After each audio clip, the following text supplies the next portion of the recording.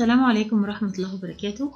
To carry on with the head and neck lectures, we're going to discuss in this presentation the anatomy of the mandibular nerve and the otic ganglia. I'm Dr. Dalia Saleh, Professor of Anatomy at Mansoura University, Egypt. In this presentation, I'm going to cover the following points. First, we will talk about the mandibular nerve regarding its origin, course, branches, and distribution. And then we will talk about the otic ganglia regarding its roots, branches, and distribution. Let's start first with the mandibular nerve. The mandibular nerve takes origin from the trigeminal ganglion as its third branch. First, we have the ophthalmic division of the trigeminal nerve, then the maxillary division of the trigeminal nerve, and the third division will be the mandibular nerve. Of course, you know that the trigeminal ganglion and its three divisions lie within the middle cranial fossa. It has two roots, and this is the only division of the trigeminal nerve that carries the motor root or motor fibers of the trigeminal nerve. So it has a larger sensory part and a smaller motor part. In this picture, we can see the side of the skull. Here we have the infratemporal fossa, which lies deep to the zygomatic arch below the temporal fossa. And in the roof of the infratemporal fossa, we can see the foramen ovale.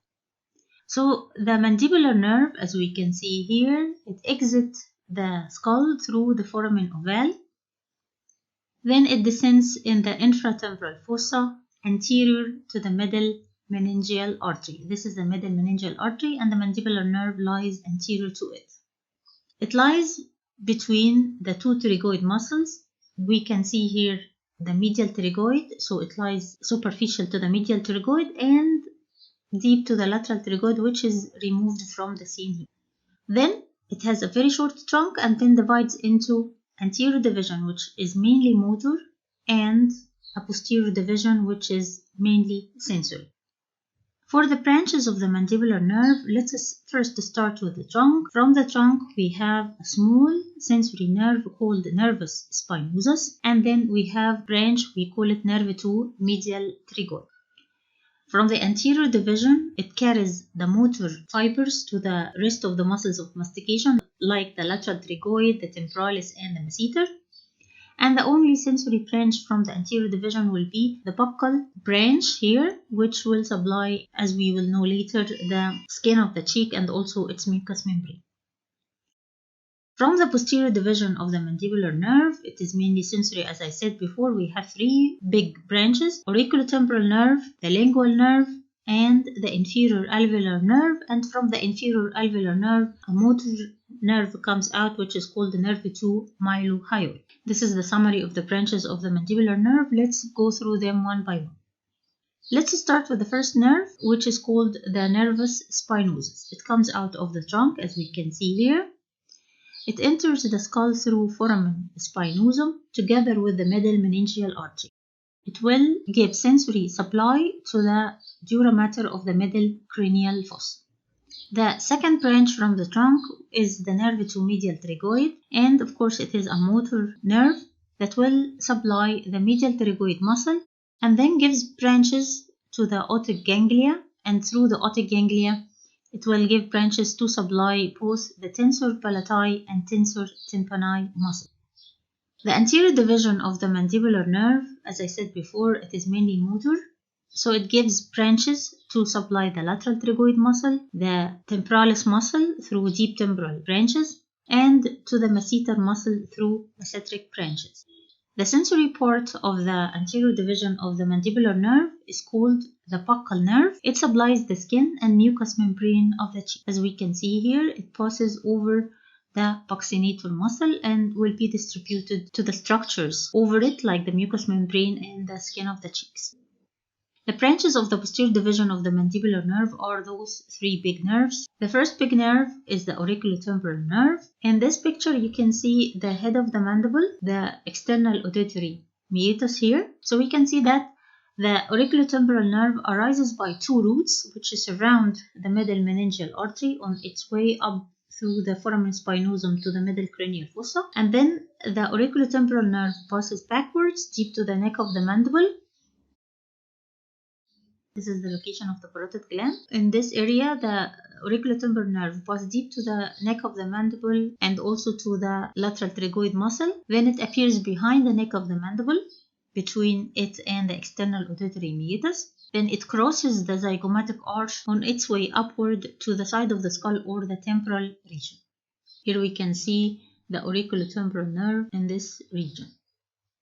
The distribution of the auriculotemporal nerve will be as follows. It is a sensory nerve, so it gives sensation to the temporomandibular joint, to the parenchyma of the parotid gland, to the skin of the temple, to most of the skin of the external auditory meatus and the auricle, even deep to the outer surface of the eardrum or the tympanic membrane, and also it carries parasympathetic and sympathetic fibers for innervation of the parotid gland.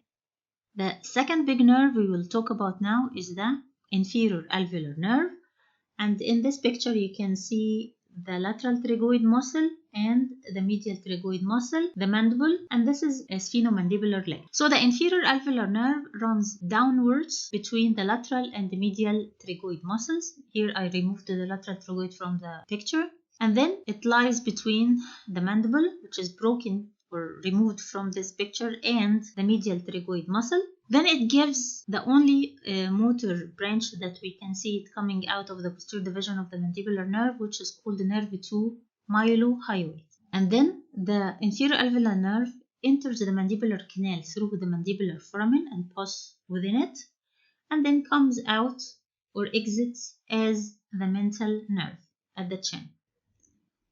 For the distribution of the inferior alveolar nerve, we have the following. First, it gives motor supply to the mylohyoid muscle and the anterior belly of the digastric just before it enters the mandibular canal through nerve 2 mylohyoid.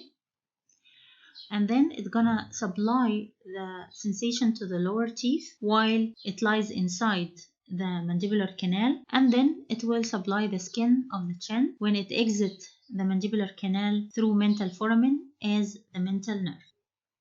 The other big branch from the posterior division of the mandibular nerve is the lingual nerve. It runs downward between the lateral and the medial tragoid muscle. If we remove the lateral tragoid muscle from the picture here, you're gonna see the lingual nerve here, and then it lies between the mandible and the medial tragoid, anterior to the inferior alveolar nerve.